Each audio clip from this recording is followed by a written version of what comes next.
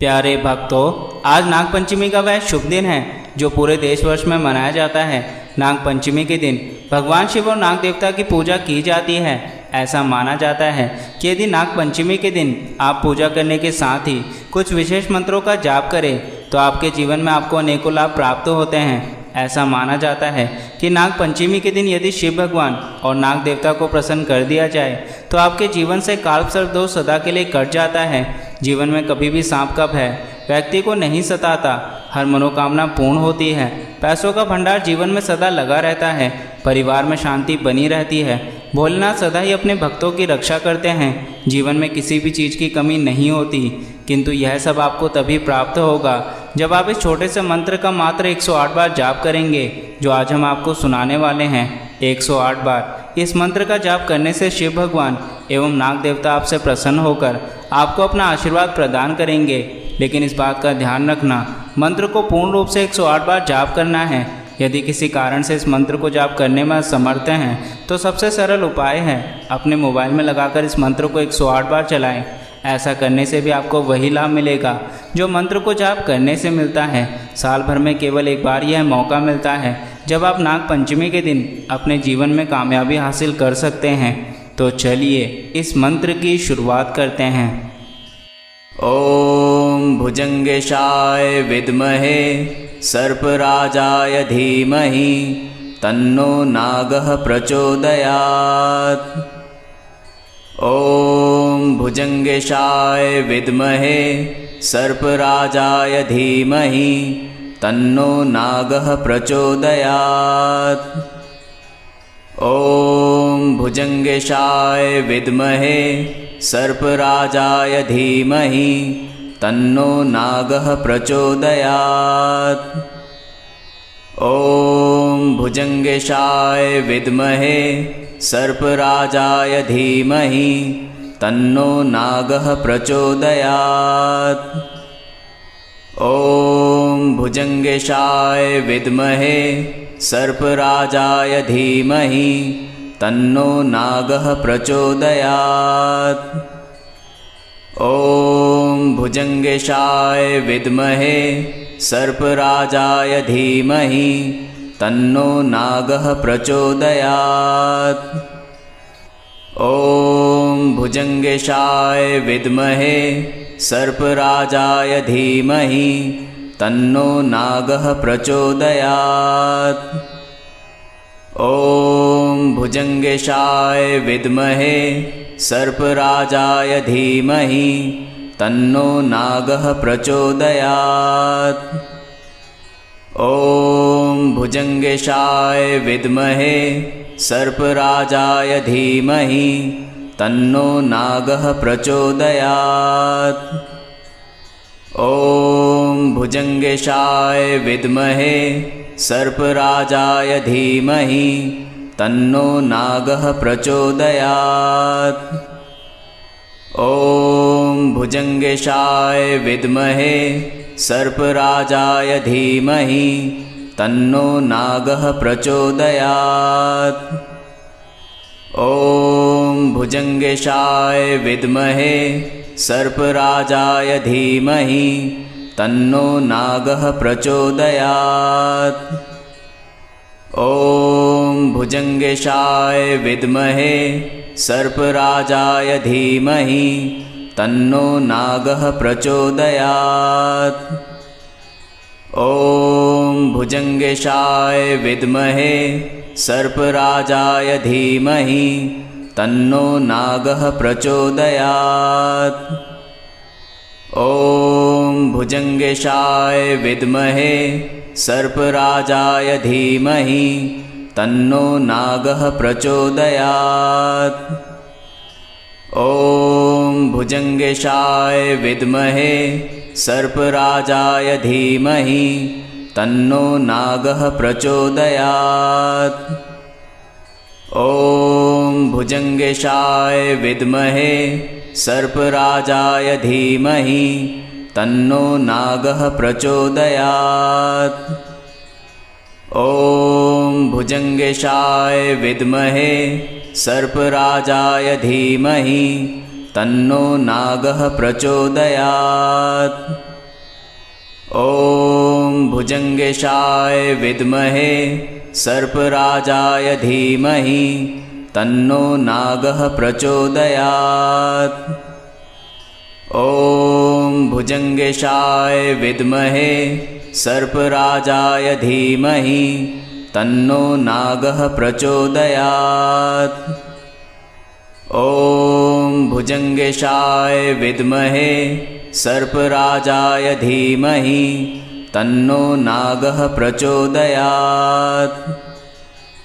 ॐ भुजङ्गेशाय विद्महे सर्पराजाय धीमहि तन्नो नागः प्रचोदयात्। ॐ भुजङ्गेशाय विद्महे सर्पराजाय धीमहि तन्नो नागः प्रचोदयात्। ॐ भुजङ्गेशाय विद्महे सर्पराजाय धीमहि तन्नो नागः प्रचोदयात्। ॐ भुजङ्गेशाय विद्महे सर्पराजाय धीमहि तन्नो नागः प्रचोदयात्।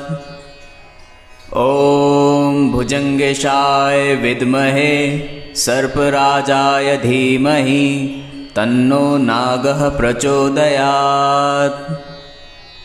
ॐ भुजङ्गेशाय विद्महे सर्पराजाय धीमहि तन्नो नागः प्रचोदयात्।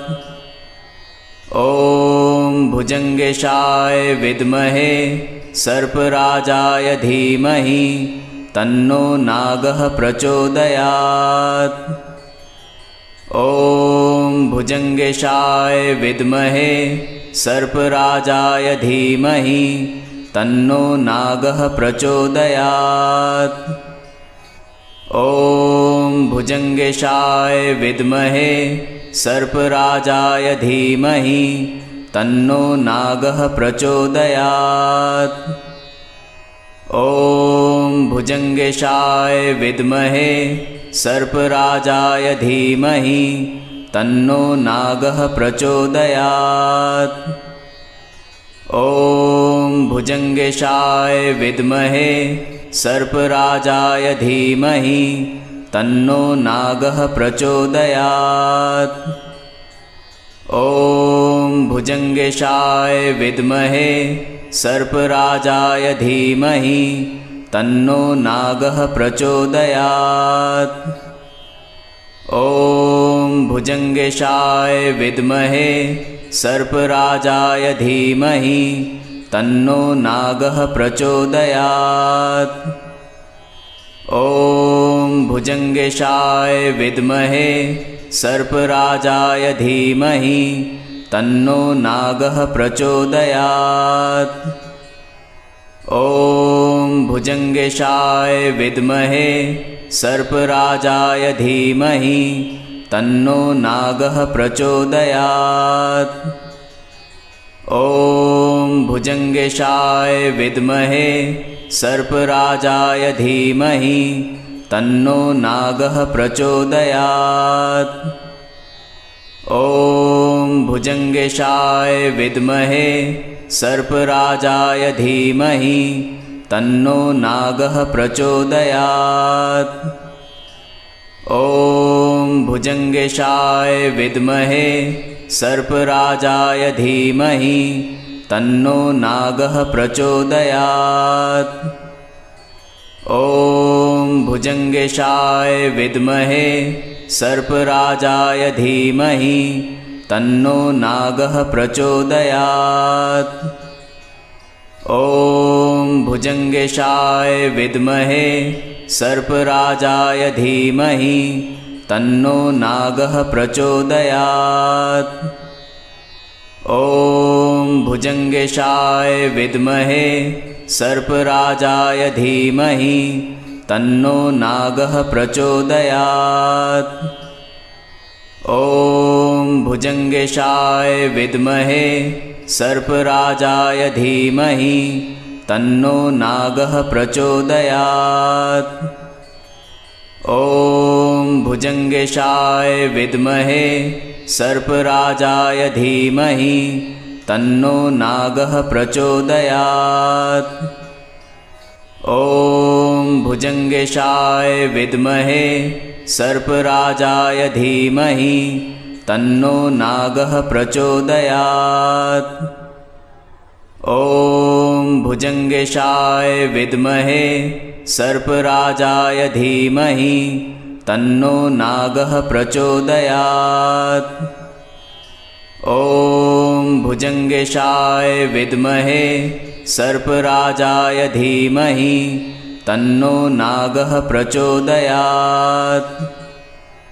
ॐ भुजंगेशाय विद्महे सर्पराजाय धीमहि तन्नो नागः प्रचोदयात्। ॐ भुजंगेशाय विद्महे सर्पराजाय धीमहि तन्नो नागः प्रचोदयात्। ॐ भुजंगेशाय विद्महे सर्पराजाय धीमहि तन्नो नागः प्रचोदयात्। ॐ भुजंगेशाय विद्महे सर्पराजाय धीमहि तन्नो नागः प्रचोदयात्। ॐ भुजंगेशाय विद्महे सर्पराजाय धीमहि तन्नो नागः प्रचोदयात्। ॐ भुजंगेशाय विद्महे सर्पराजाय धीमहि तन्नो नागः प्रचोदयात्। ॐ भुजंगेशाय विद्महे सर्पराजाय धीमहि तन्नो नागः प्रचोदयात्। ॐ भुजंगेशाय विद्महे सर्पराजाय धीमहि तन्नो नागः प्रचोदयात्। ॐ भुजंगेशाय विद्महे सर्पराजाय धीमहि तन्नो नागः प्रचोदयात्। ॐ भुजंगेशाय विद्महे सर्पराजाय धीमहि तन्नो नागः प्रचोदयात्। ॐ भुजंगेशाय विद्महे सर्पराजाय धीमहि तन्नो नागः प्रचोदयात्। ॐ भुजंगेशाय विद्महे सर्पराजाय धीमहि तन्नो नागः प्रचोदयात्। ॐ भुजंगेशाय विद्महे सर्पराजाय धीमहि तन्नो नागः प्रचोदयात्। ॐ भुजंगेशाय विद्महे सर्पराजाय धीमहि तन्नो नागः प्रचोदयात्।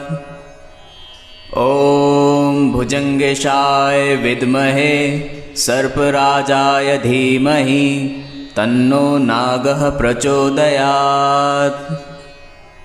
ॐ भुजंगेशाय विद्महे सर्पराजाय धीमहि तन्नो नागः प्रचोदयात्। ॐ भुजंगेशाय विद्महे सर्पराजाय धीमहि तन्नो नागः प्रचोदयात्।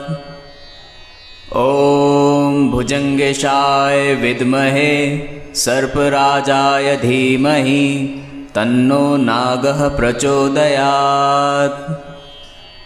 ॐ भुजंगेशाय विद्महे सर्पराजाय धीमहि तन्नो नागः प्रचोदयात्। ॐ भुजंगेशाय विद्महे सर्पराजाय धीमहि तन्नो नागः प्रचोदयात्। ॐ भुजंगेशाय विद्महे सर्पराजाय धीमहि तन्नो नागः प्रचोदयात्। ॐ भुजंगेशाय विद्महे सर्पराजाय धीमहि तन्नो नागः प्रचोदयात्। ॐ भुजङ्गेशाय विद्महे सर्पराजाय धीमहि तन्नो नागः प्रचोदयात्। ॐ भुजङ्गेशाय विद्महे सर्पराजाय धीमहि तन्नो नागः प्रचोदयात्। ॐ भुजङ्गेशाय विद्महे सर्पराजाय धीमहि तन्नो नागः प्रचोदयात्।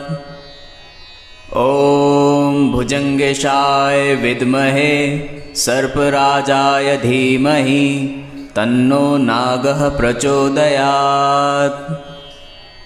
ॐ भुजङ्गेशाय विद्महे सर्पराजाय धीमहि तन्नो नागः प्रचोदयात्। ॐ भुजङ्गेशाय विद्महे सर्पराजाय धीमहि तन्नो नागः प्रचोदयात्। ॐ भुजङ्गेशाय विद्महे सर्पराजाय धीमहि तन्नो नागः प्रचोदयात्। ॐ भुजङ्गेशाय विद्महे सर्पराजाय धीमहि तन्नो नागः प्रचोदयात्।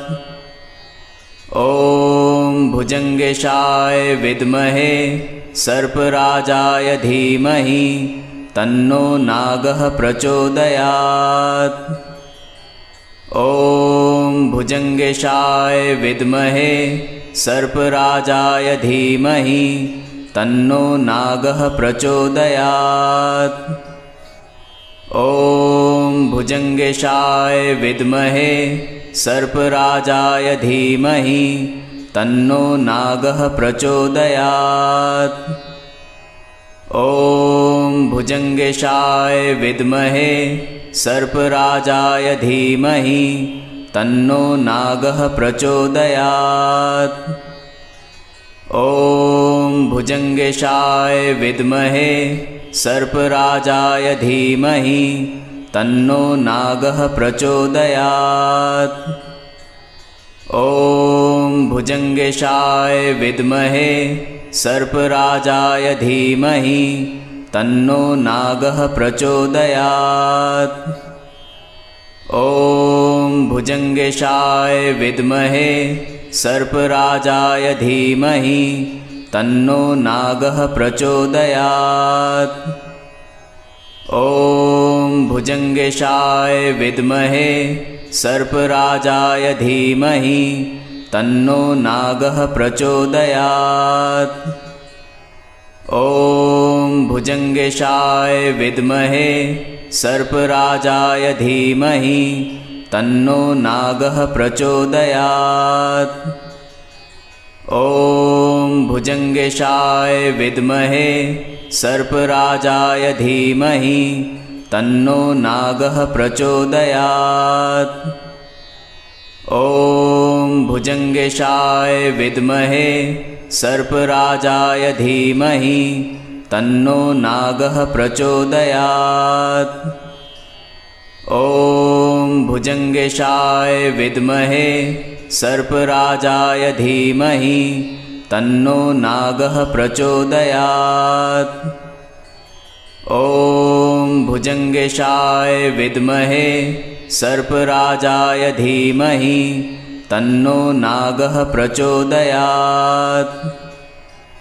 ॐ भुजङ्गेशाय विद्महे सर्पराजाय धीमहि तन्नो नागः प्रचोदयात्। ॐ भुजङ्गेशाय विद्महे सर्पराजाय धीमहि तन्नो नागः प्रचोदयात्। ॐ भुजङ्गेशाय विद्महे सर्पराजाय धीमहि तन्नो नागः प्रचोदयात्। ॐ भुजङ्गेशाय विद्महे सर्पराजाय धीमहि तन्नो नागः प्रचोदयात्। ॐ भुजङ्गेशाय विद्महे सर्पराजाय धीमहि तन्नो नागः प्रचोदयात्। ॐ भुजङ्गेशाय विद्महे सर्पराजाय धीमहि तन्नो नागः प्रचोदयात्। ॐ भुजङ्गेशाय विद्महे सर्पराजाय धीमहि तन्नो नागः प्रचोदयात्। ॐ भुजङ्गेशाय विद्महे सर्पराजाय धीमहि तन्नो नागः प्रचोदयात्। ॐ भुजङ्गेशाय विद्महे सर्पराजाय धीमहि तन्नो नागः प्रचोदयात्। ॐ भुजङ्गेशाय विद्महे सर्पराजाय धीमहि तन्नो नागः प्रचोदयात्। ॐ भुजङ्गेशाय विद्महे सर्पराजाय धीमहि तन्नो नागः प्रचोदयात्। ॐ भुजङ्गेशाय विद्महे सर्पराजाय धीमहि तन्नो नागः प्रचोदयात्। ॐ भुजङ्गेशाय विद्महे सर्पराजाय धीमहि तन्नो नागः प्रचोदयात्। ॐ भुजङ्गेशाय विद्महे सर्पराजाय धीमहि तन्नो नागः प्रचोदयात्। ॐ भुजङ्गेशाय विद्महे सर्पराजाय धीमहि तन्नो नागः प्रचोदयात्। ॐ भुजङ्गेशाय विद्महे सर्पराजाय धीमहि तन्नो नागः प्रचोदयात्। ॐ भुजङ्गेशाय विद्महे सर्पराजाय धीमहि तन्नो नागः प्रचोदयात्। ॐ भुजङ्गेशाय विद्महे सर्पराजाय धीमहि तन्नो नागः प्रचोदयात्। ॐ भुजङ्गेशाय विद्महे सर्पराजाय धीमहि तन्नो नागः प्रचोदयात्। ॐ भुजङ्गेशाय विद्महे सर्पराजाय धीमहि तन्नो नागः प्रचोदयात्। ॐ भुजङ्गेशाय विद्महे सर्पराजाय धीमहि तन्नो नागः प्रचोदयात्। ॐ भुजङ्गेशाय विद्महे सर्पराजाय धीमहि तन्नो नागः प्रचोदयात्। ॐ भुजङ्गेशाय विद्महे सर्पराजाय धीमहि तन्नो नागः प्रचोदयात्। ॐ भुजङ्गेशाय विद्महे सर्पराजाय धीमहि तन्नो नागः प्रचोदयात्। ॐ भुजङ्गेशाय विद्महे सर्पराजाय धीमहि तन्नो नागः प्रचोदयात्। ॐ भुजङ्गेशाय विद्महे सर्पराजाय धीमहि तन्नो नागः प्रचोदयात्। ॐ भुजङ्गेशाय विद्महे सर्पराजाय धीमहि तन्नो नागः प्रचोदयात्।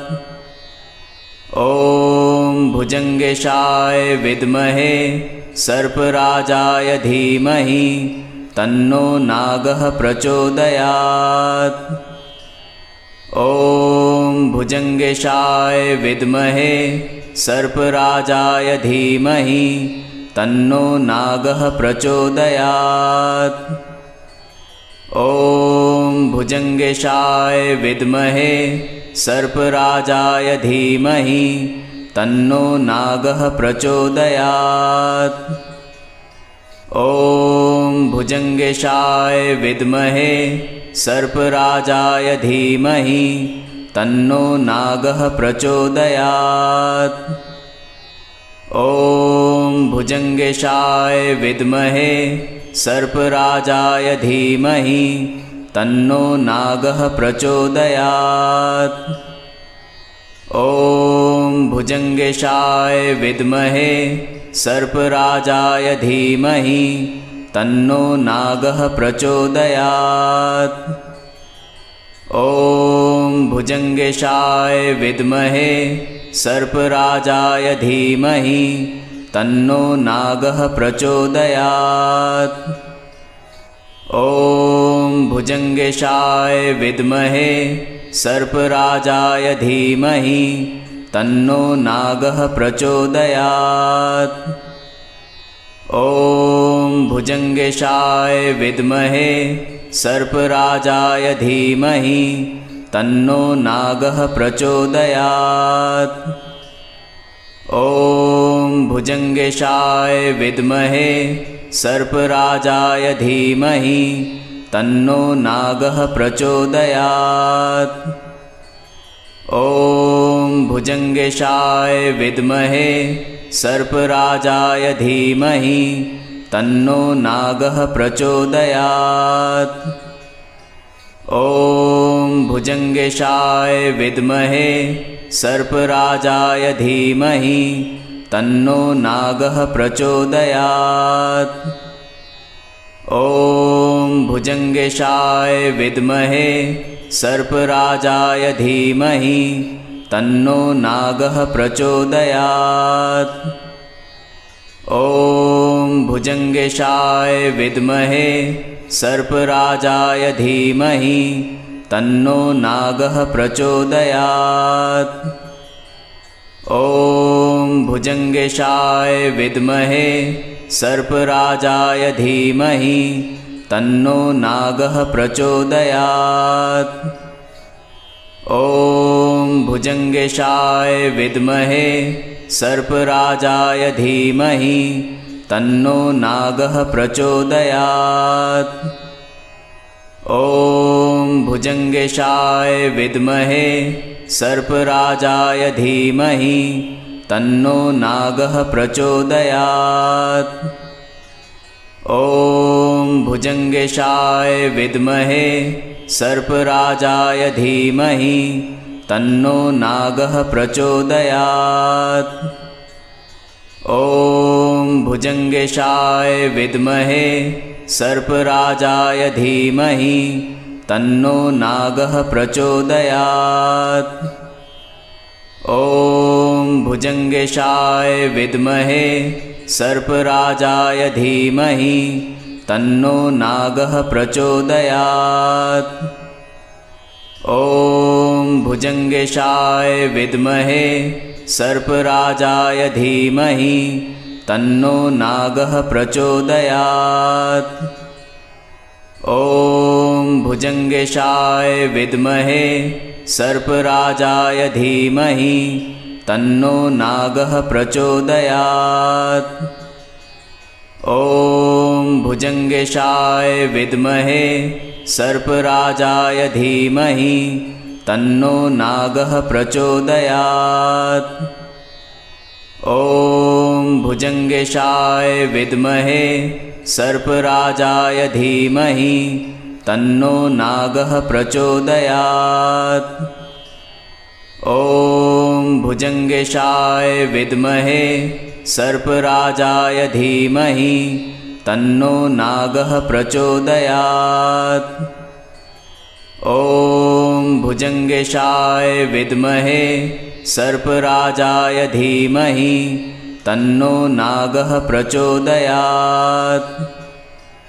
ॐ भुजंगेशाय विद्महे सर्पराजाय धीमहि तन्नो नागः प्रचोदयात्। ॐ भुजंगेशाय विद्महे सर्पराजाय धीमहि तन्नो नागः प्रचोदयात्। ॐ भुजङ्गेशाय विद्महे सर्पराजाय धीमहि तन्नो नागः प्रचोदयात्। ॐ भुजङ्गेशाय विद्महे सर्पराजाय धीमहि तन्नो नागः प्रचोदयात्। ॐ भुजङ्गेशाय विद्महे सर्पराजाय धीमहि तन्नो नागः प्रचोदयात्।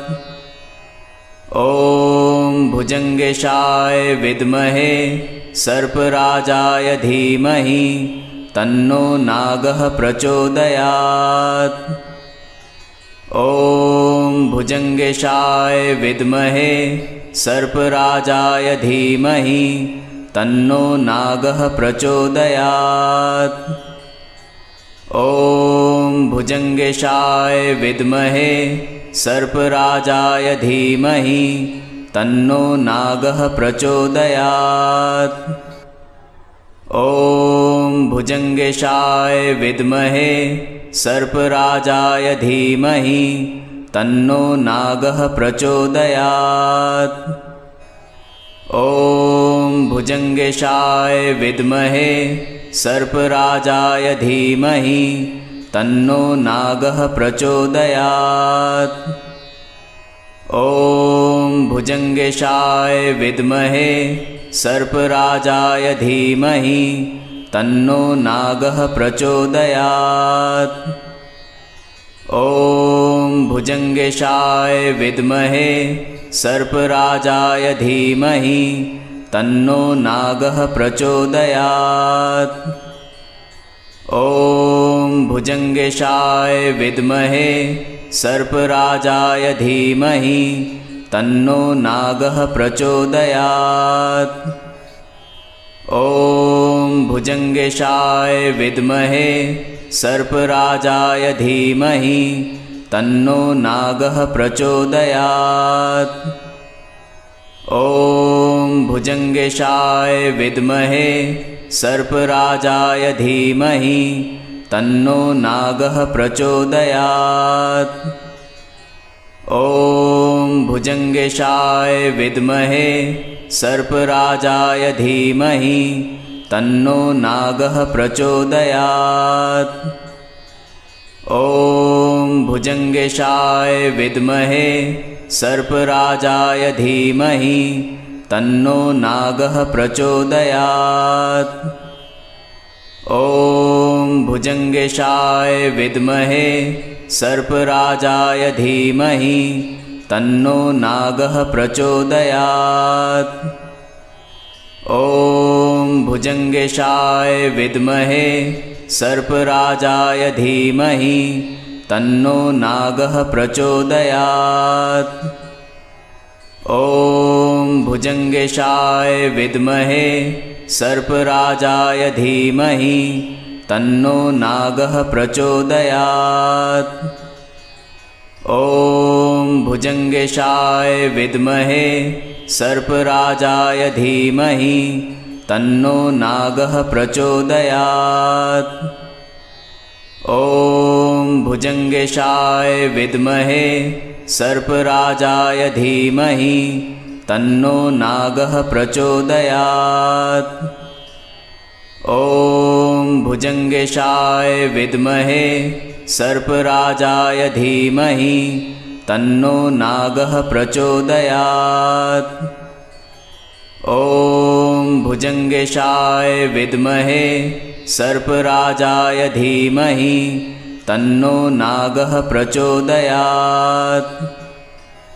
ॐ भुजङ्गेशाय विद्महे सर्पराजाय धीमहि तन्नो नागः प्रचोदयात्। ॐ भुजङ्गेशाय विद्महे सर्पराजाय धीमहि तन्नो नागः प्रचोदयात्। ॐ भुजङ्गेशाय विद्महे सर्पराजाय धीमहि तन्नो नागः प्रचोदयात्।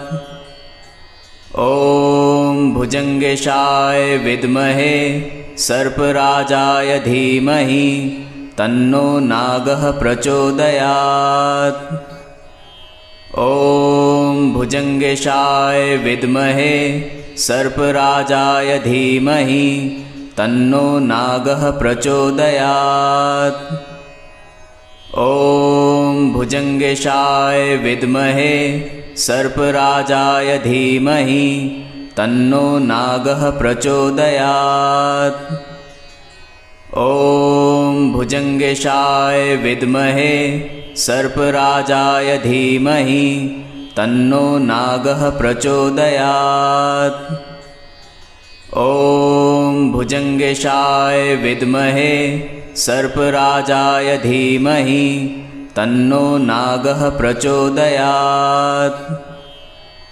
ॐ भुजङ्गेशाय विद्महे सर्पराजाय धीमहि तन्नो नागः प्रचोदयात्।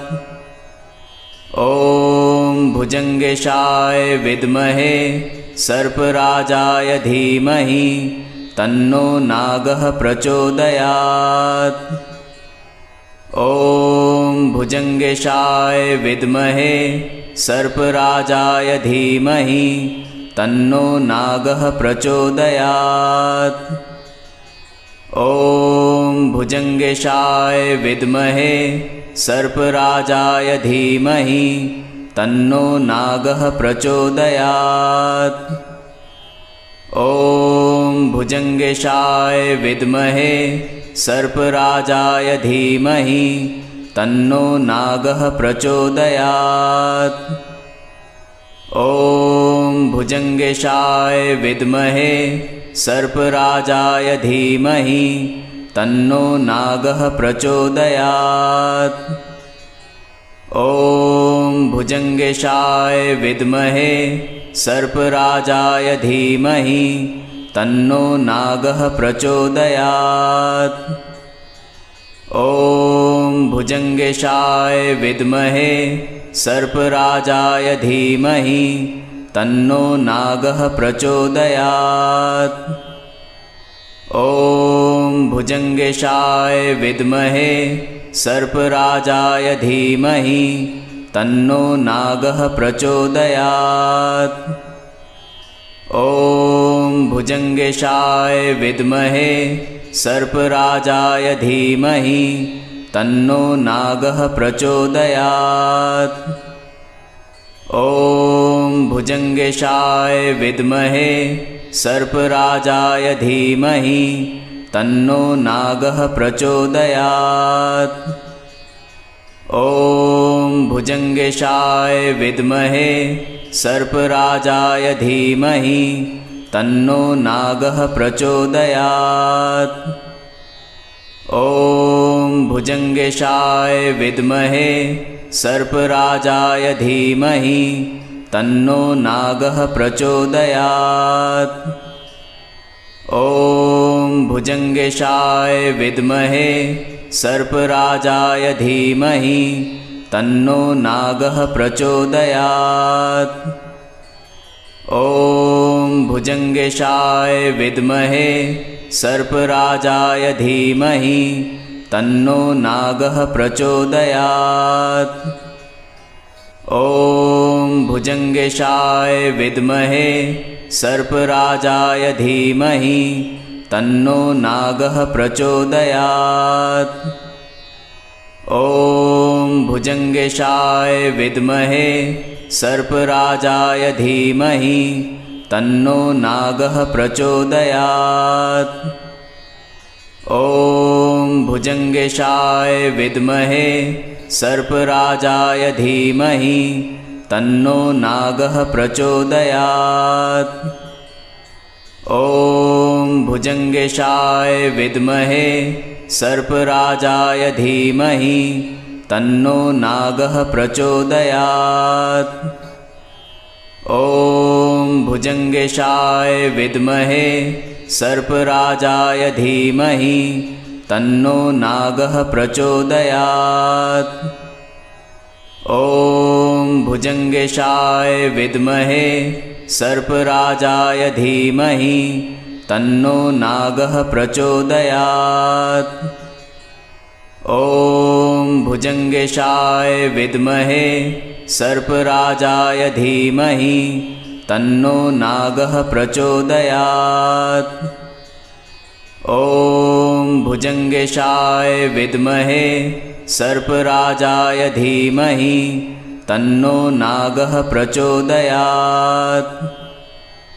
ॐ भुजङ्गेशाय विद्महे सर्पराजाय धीमहि तन्नो नागः प्रचोदयात्।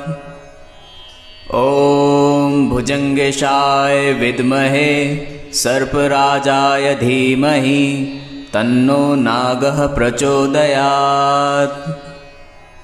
ॐ भुजङ्गेशाय विद्महे सर्पराजाय धीमहि तन्नो नागः प्रचोदयात्। ॐ भुजङ्गेशाय विद्महे सर्पराजाय धीमहि तन्नो नागः प्रचोदयात्।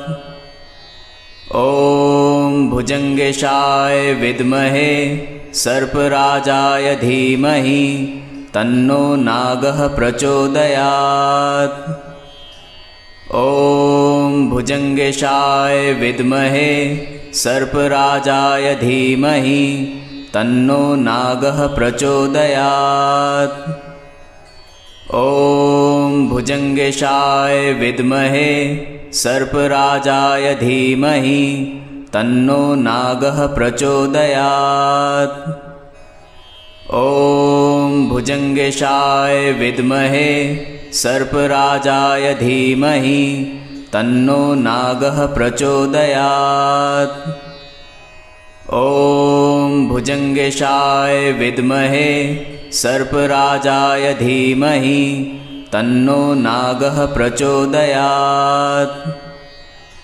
ॐ भुजङ्गेशाय विद्महे सर्पराजाय धीमहि तन्नो नागः प्रचोदयात्।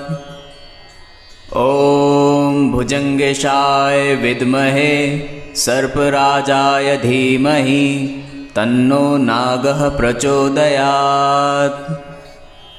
ॐ भुजङ्गेशाय विद्महे सर्पराजाय धीमहि तन्नो नागः प्रचोदयात्।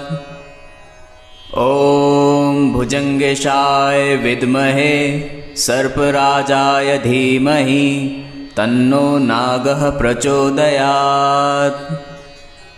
ॐ भुजङ्गेशाय विद्महे सर्पराजाय धीमहि तन्नो नागः प्रचोदयात्। ॐ भुजङ्गेशाय विद्महे सर्पराजाय धीमहि तन्नो नागः प्रचोदयात्। ॐ भुजङ्गेशाय विद्महे सर्पराजाय धीमहि तन्नो नागः प्रचोदयात्।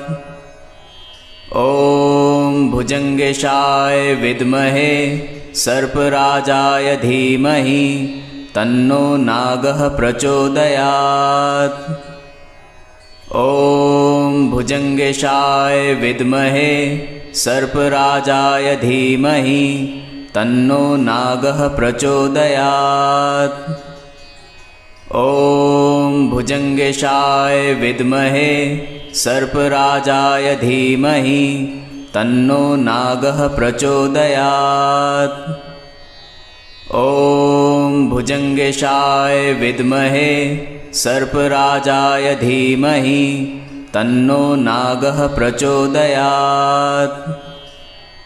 ॐ भुजङ्गेशाय विद्महे सर्पराजाय धीमहि तन्नो नागः प्रचोदयात्।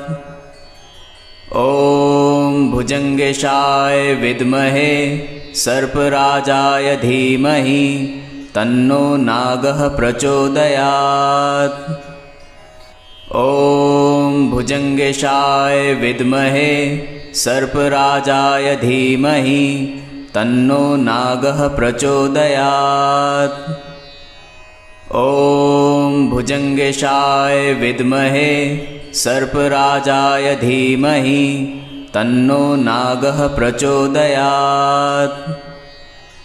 ॐ भुजङ्गेशाय विद्महे सर्पराजाय धीमहि तन्नो नागः प्रचोदयात्। ॐ भुजङ्गेशाय विद्महे सर्पराजाय धीमहि तन्नो नागः प्रचोदयात्। ॐ भुजङ्गेशाय विद्महे सर्पराजाय धीमहि तन्नो नागः प्रचोदयात्। ॐ भुजङ्गेशाय विद्महे सर्पराजाय धीमहि तन्नो नागः प्रचोदयात्। ॐ भुजङ्गेशाय विद्महे सर्पराजाय धीमहि तन्नो नागः प्रचोदयात्। ॐ भुजङ्गेशाय विद्महे सर्पराजाय धीमहि तन्नो नागः प्रचोदयात्। ॐ भुजङ्गेशाय विद्महे सर्पराजाय धीमहि तन्नो नागः प्रचोदयात्। ॐ भुजङ्गेशाय विद्महे सर्पराजाय धीमहि तन्नो नागः प्रचोदयात्। ॐ भुजङ्गेशाय विद्महे सर्पराजाय धीमहि तन्नो नागः प्रचोदयात्। ॐ भुजङ्गेशाय विद्महे सर्पराजाय धीमहि तन्नो नागः प्रचोदयात्। ॐ भुजङ्गेशाय विद्महे सर्पराजाय धीमहि तन्नो नागः प्रचोदयात्। ॐ भुजङ्गेशाय विद्महे सर्पराजाय धीमहि तन्नो नागः प्रचोदयात्।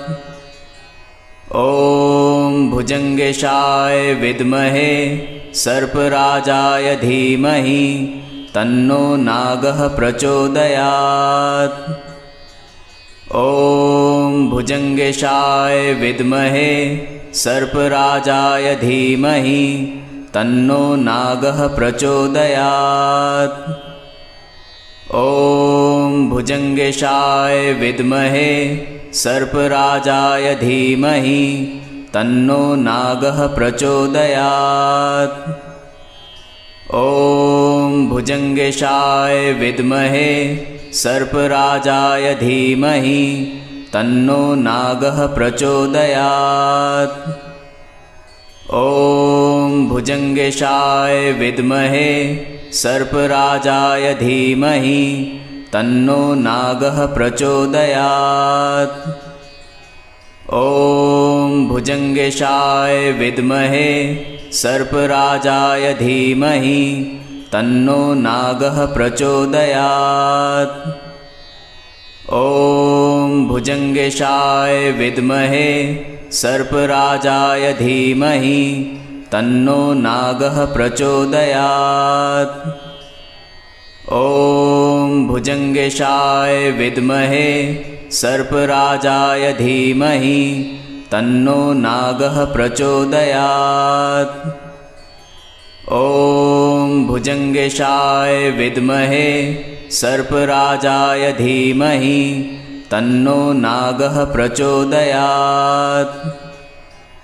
ॐ भुजङ्गेशाय विद्महे सर्पराजाय धीमहि तन्नो नागः प्रचोदयात्। ॐ भुजङ्गेशाय विद्महे सर्पराजाय धीमहि तन्नो नागः प्रचोदयात्। ॐ भुजङ्गेशाय विद्महे सर्पराजाय धीमहि तन्नो नागः प्रचोदयात्। ॐ भुजङ्गेशाय विद्महे सर्पराजाय धीमहि तन्नो नागः प्रचोदयात्। ॐ भुजङ्गेशाय विद्महे सर्पराजाय धीमहि तन्नो नागः प्रचोदयात्। ॐ भुजङ्गेशाय विद्महे सर्पराजाय धीमहि तन्नो नागः प्रचोदयात्। ॐ भुजङ्गेशाय विद्महे सर्पराजाय धीमहि तन्नो नागः प्रचोदयात्। ॐ भुजङ्गेशाय विद्महे सर्पराजाय धीमहि तन्नो नागः प्रचोदयात्। ॐ भुजङ्गेशाय विद्महे सर्पराजाय धीमहि तन्नो नागः प्रचोदयात्। ॐ भुजङ्गेशाय विद्महे सर्पराजाय धीमहि तन्नो नागः प्रचोदयात्। ॐ भुजङ्गेशाय विद्महे सर्पराजाय धीमहि तन्नो नागः प्रचोदयात्। ॐ भुजङ्गेशाय विद्महे सर्पराजाय धीमहि तन्नो नागः प्रचोदयात्। ॐ भुजङ्गेशाय विद्महे सर्पराजाय धीमहि तन्नो नागः प्रचोदयात्।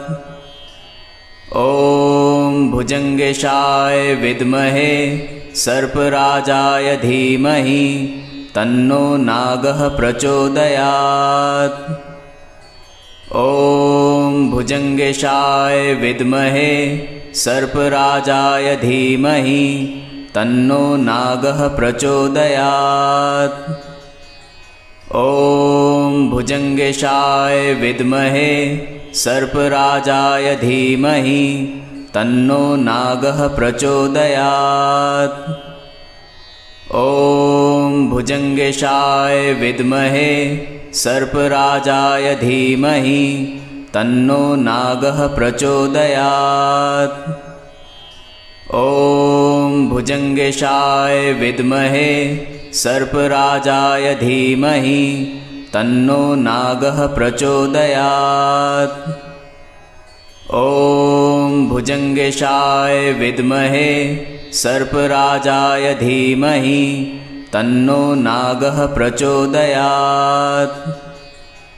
ॐ भुजङ्गेशाय विद्महे सर्पराजाय धीमहि तन्नो नागः प्रचोदयात्।